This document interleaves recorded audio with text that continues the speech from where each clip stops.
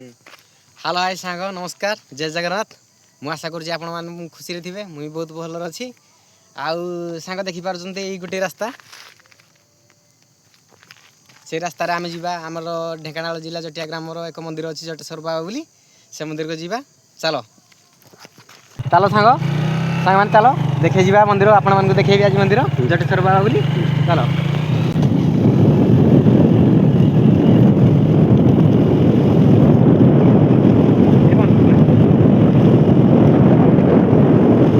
पड़िया कौन करिया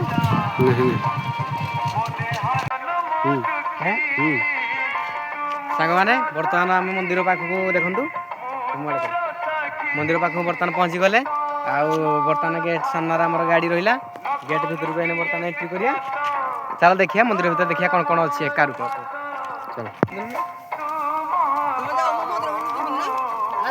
देखो सांग मैंने देख सांग भाई आम लाज कर मंदिर भर जो किए ठाकुर दर्शन केमी कर ये ठाकुर दर्शन करने मन कर चल सांग बर्तमान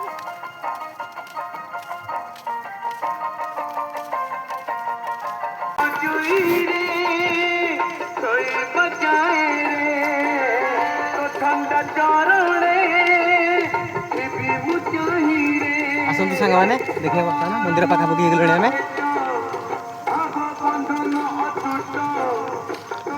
ये पकना चप्पल खुलिया ना बाहर रखा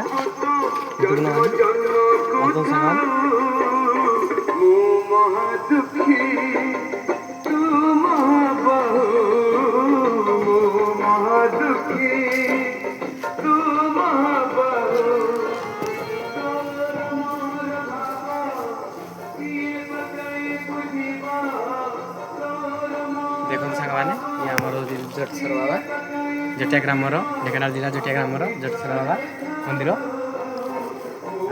बर्तमान आम मंदिर चारिपटे टिके परिक्रमा करदे आसतु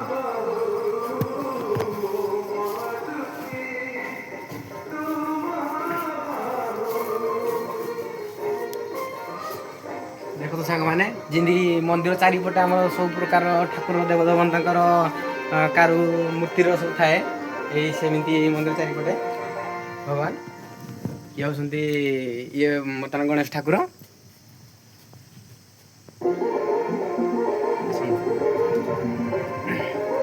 ये हूँ आम चारिपट सीमाटा जमीक मंदिर चारिपटे बुलती से ठाकुर छोट रोषेई घर अच्छी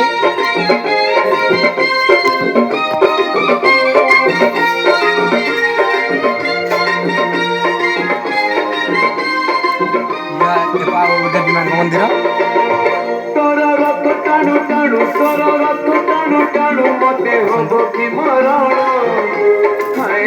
जार जमी ये लोक केमी मानसिक करती किसी आशा थाए जो मानसिक पूर्ण हो जाए सी छिट बांधती आनी लिंब गच अच्छी लिंब गच मध्यम छिट को बांधती मन जहाँ किसी आशा से आशा रखी छिट बांधती आशा पूर्ण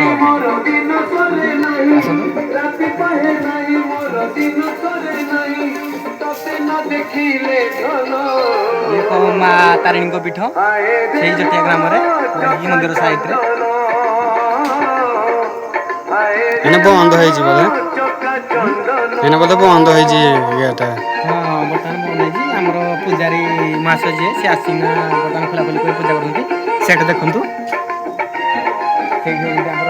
पूजारी महाशय सी आम गाँव मंदिर पूजा कर सका आसी सब कर्मचारी बर्तमान गेट फेट सब खोली ठाकुर को पूजा करेंगे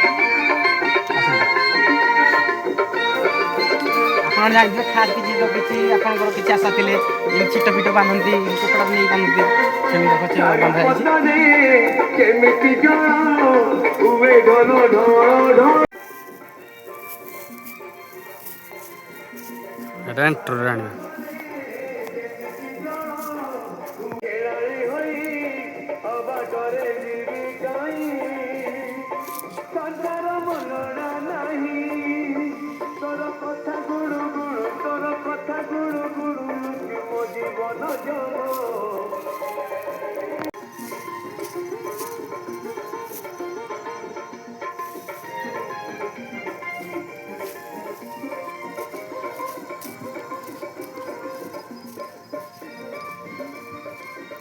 ଭାଇ ଆଉ କ'ଣ କହିବେ କି?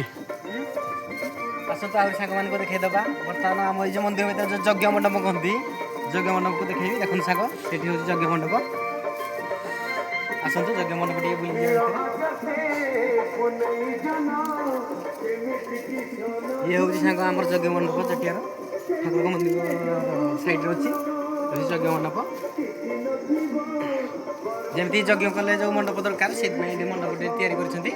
ଆଉ ସେଇପଟେ ହେଉଛି ଦେଖନ୍ତୁ, ଏପଟେ ବାହାଘର ଯେମିତି ଗାଁରେ ବାହାଘର ପାଇଁ ମନ୍ଦିର ଭିତରେ ବାହାଘର ହୁଏ, ସେଇଟା ହେଉଛି ବାହାଘର ମଣ୍ଡପ।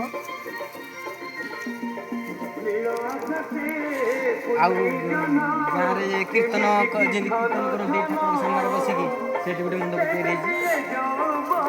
ଏଠି ହେଉଛି ମଣ୍ଡପ, କୀର୍ତ୍ତନ କରିବା ପାଇଁ ମଣ୍ଡପଟି। ଦର୍ଶନ ତ ହେଇଗଲା, ଭାଇ ଯିବା। ଦର୍ଶନ ହେଇଗଲା। ଆଉ ଟିକେ ଲାଷ୍ଟ କହିବି ସାଙ୍ଗମାନଙ୍କୁ, ସାଙ୍ଗ ଆସନ୍ତୁ ଜଟିଆ ମନ୍ଦିର ଥରେ ଜଟେଶ୍ୱର ବାବା ବୁଲନ୍ତୁ, ଦେଖି ଯାଆନ୍ତୁ। ଆଉ ଏଇ ଚାରିପଟେ ଯେତେ ଦେଖୁଛନ୍ତି ସେପଟେ ସବୁ ଜଙ୍ଗଲ, ତା ସାଇଡ଼୍ରେ ବ୍ରାହ୍ମଣୀ ନଦୀ ଆସିଛି, ତା ଜଙ୍ଗଲ ସାଇଡ଼୍ରେ ବ୍ରାହ୍ମଣୀ ନଦୀ ବି ଯାଇଛି। ତମେ ବ୍ରାହ୍ମଣୀ ନଦୀ ସହିତ ମନ୍ଦିର ଦର୍ଶନ କରି ଆପଣମାନଙ୍କୁ ବହୁତ ଭଲ ଲାଗିବ। ଆସନ୍ତୁ ଥରେ ବୁଲିକି ଯାଆନ୍ତୁ। ଢେଙ୍କାନାଳ ଜିଲ୍ଲା ଜଟିଆ ଗାଁର ଜଟେଶ୍ୱର ବାବା ମନ୍ଦିର ଆପଣଙ୍କୁ ବହୁତ ଭଲ ଲାଗିବ। ଆଉ ସାଙ୍ଗମାନେ ଭଲ ଲାଗିଲେ ଯଦି ଭିଡ଼ିଓଟି ଭଲ ଲାଗିଲା ତାହେଲେ ଲାଇକ୍, ସେୟାର, ସବସ୍କ୍ରାଇବ୍ କରିବେ। ଆଉ ହଁ, ଆଶା କରୁଛି ଆପଣମାନେ ବି, ମୁଁ ତ ବୁଲୁଛି, ଆପଣମାନେ ବି ଆସି ମନ୍ଦିର ସ୍ଥାନ ବୁଲନ୍ତୁ, ଦେଖନ୍ତୁ। ରହୁଛି ଏତିକି। ନମସ୍କାର।